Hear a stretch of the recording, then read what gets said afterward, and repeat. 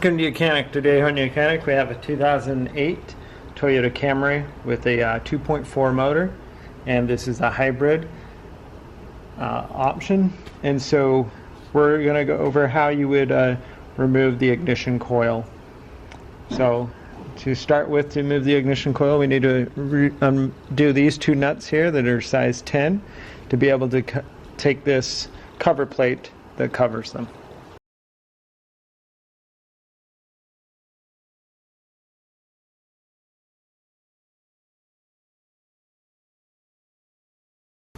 And so with those two removed, then we can just pull this cover off.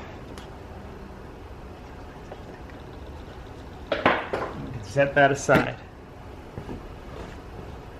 And then right here, air ignition coils, 1, 2, 3, 4. And this is cylinder 1, 2, 3, and 4 generally, because this is where the timing chain is, or belt. This is a timing chain that goes under here. And that's where the cylinders start from. Okay, so to remove this, to remove the ignition coil, let's go ahead and press this tab to unclip that, which is actually broken.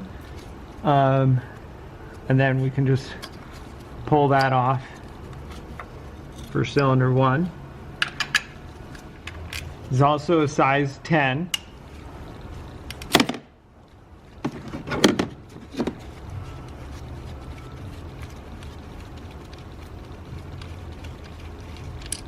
So you loosen that, remove the bolt, and then you just pull up on the ignition coil to remove this coil.